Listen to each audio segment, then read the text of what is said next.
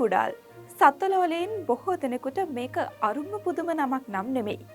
අවුරුදු 91ක් ආයු වළඳලා පසුගිය දිනකදී ඇය මෙලොවින් සමුගත්තා. ඇගේ ජීවිත කතාව ගෙතිලා තිබුණේ චිම්පන්සීන් එක්ක. නමුත් ඇය මේ ලෝකය වෙනුවෙන් සුවිශාල කාර්යභාරයක් ඉටු කළ කාන්තාවක්. අද අපි විශේෂයෙන්ම කතා කරන්නේ අන්න ඒ ගැන.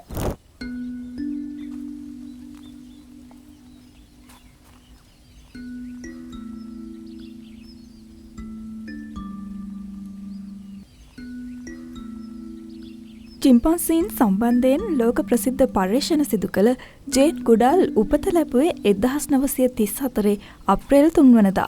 ඇගේ සම්පූර්ණ නම ඩේම් වැලරි ජේන් මොරිස් ගුඩාල්. ඇයව මුළු ලෝකයක් හඳුන්වන්නේ ලෝකයේ ප්‍රමුඛතම චිම්පන්සි විශේෂඥවරිය ලෙසයි. ගුඩාල් චිම්පන්සීන් පිළිබඳව අධ්‍යයන කටයුතු ආරම්භ කළේ 1960 වසරේදී. ඒ ටැන්සානියාවෙන්. ඇය කුඩා කාලයේදී ගුඩාල්ගේ පියා ඇයට ටෙඩීබෙයා වෙනුවට ජුබිලි නම් වූ පිර වූ සෙල්ලම් චිම්පන්සියෙක් ලබා දුන්නා.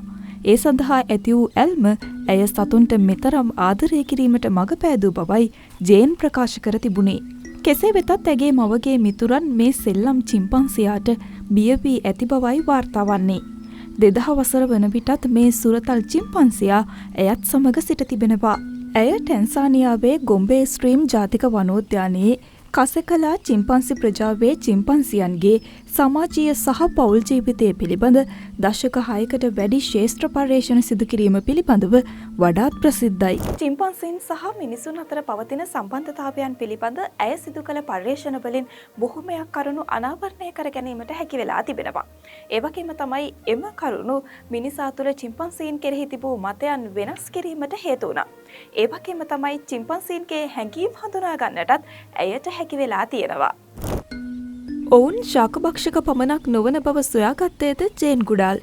ඇය අප්‍රිකාවේ වනජීවී අභයභූමි ආරක්ෂා කිරීම සහ නැවත වනවගා ව්‍යාපෘති ස්ථාපනය කිරීමද සිදු කළා. සත්ව පරීක්ෂණ, සත්ව පාලනය සහ වහල්භාවයේදී සතුන්ට සදාචාරාත්මකව සැලකීම සඳහා උද්ඝෝෂණ සිදු කිරීමත් ඇගේ ජීවිතයේ ඉහළින්ම තිබූ දෙයක්. ඇය 2002 දී එක්සත් ජාතීන්ගේ සාමදූතයෙකු ලෙසද පත් කර තිබෙනවා.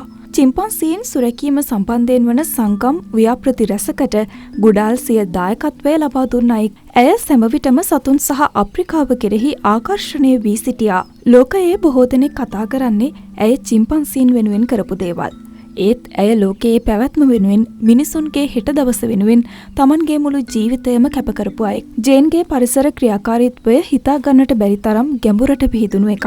ඇය ධනවාදය, පොසිල ඉන්ධන බලාධිකාරිය, ප්ලාස්ටික් දූෂණය, පරිසර ගැටලු ආදියට විසඳුම් සෙවීමේදී අති විශාල සහයෝගයක් ලබා දුන්නා. එම විසඳුම් සෙවීමේදී ආදිවාසීන් හා ප්‍රාදේශීය ප්‍රජාවන්ගේ හඬට මුල් තැන දීමේ අවශ්‍යතාවය පුද්ගලික සමාගම් ග්‍රීන් වොෂින් හරහා ගෙන එන බොරු පරිසර විසඳුම් ඇතුළු බරපතල දේශපාලනික කරුණු සම්බන්ධයෙන් හඬ නගන්නට ඇය ඇගේ ප්‍රසිද්ධිය පාවිච්චි කළා. ලාභය මත පදනම් වෙච්ච ආර්ථික වර්ධන ආකෘතිය ජේන් සැමවිටම විවේචනය කළා. ධනවාදය පෘථුවියේ සෞඛ්‍යමත් පැවැත්මට වඩා කෙටි කාලීන ලාභවලට මුල් තැන දෙන බව තමයි ඇගේ මතය වුණේ. ඇති නැති පරතරය වැඩි වෙනකොට නැති බැරි මිනිස්සුන්ට තරහ එන එක සාධාරණ බව තමයි ඇය කියලා තිබුණේ. ප්ලාස්ටික් වලින් 99% පැමිණෙන්නේ පොසිල ඉන්ධන මගින්. කනිජ තෙල් ඉල්ලුම අඩු වන විට සමාගම් ප්ලාස්ටික් නව ලාභ ප්‍රභවයක් ලෙස දකින බවත් ඇය පෙන්වා දුන්නා. තිරසාර ව්‍යාපාර ආවරණයක් ලෙස භාවිත කරමින් පුද්ගලික සමාගම් සහ රාජ්‍ය සංස්ථා පෘථිවියට විනාශකාරී ව්‍යාපාරික පිළිවෙත් දිගටම පවත්වාගෙන යන බවට ඇය අනතුරු වැඟෙව්වා. ප්ලාස්ටික් දූෂණය අවම කිරීම සඳහා ඉදිරිපත් කෙරෙන කෙටිකාලීන විසඳුම් ජේන් ගුඩාල්ගේ විවේචනයට ලක් වුණා.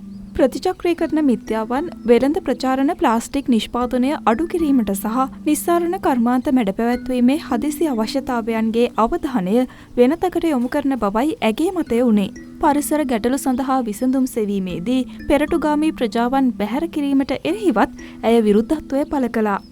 පරිසර දූෂණයෙන් වැඩිපුරම පීඩාවට පත්වන ආදිවාසී කණ්ඩායම්, ගොවියන්, දීවරයන් සහ අඩු ආදායම්ලාභී ප්‍රජාවන්ට ප්‍රතිපත්ති සම්පාදනයේදී සැබෑ හඬක් තිබිය යුතු බවයි ඇය අවධාරණය කළේ. ඇය හිබලුන් දඩයම් කිරීම පිළිබඳ විවේචකයෙක්.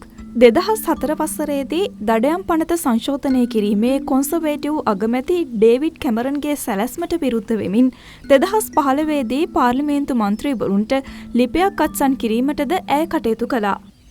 ජේන් ගුඩාල්ට 1962දී උපාධියක් නොමැතිව වුවත් කෙම්බ්‍රිජ් විශ්වවිද්‍යාලයට ඇතුළත් වීමට වරම් හිමි වුණා. ප්‍රථම උපාධියක් ලබා නොගෙන කෙම්බ්‍රිජ්හි ආචාර්ය උපාධියක් හැදෑරීමට අවසර ලැබුණු 8 වන පුද්ගලයා ලෙස ඇය ඉතිහාසගත වෙනවා. ගුඩාල්ට 2006 වසරේදී ටැන්සානියාවේ විවෘත විශ්වවිද්‍යාලයෙන් ගෞරවනීය විද්‍යා ආචාර්ය උපාධියක් හිමි වුණා. 2019දී නිවුන්හැම් විද්‍යාලයේ සහ කෙම්බ්‍රිජ්හි ඩාවින් විද්‍යාලයේ ගෞරවනීය සමාජිකාවක් බවටද ඇය පත් වුණා.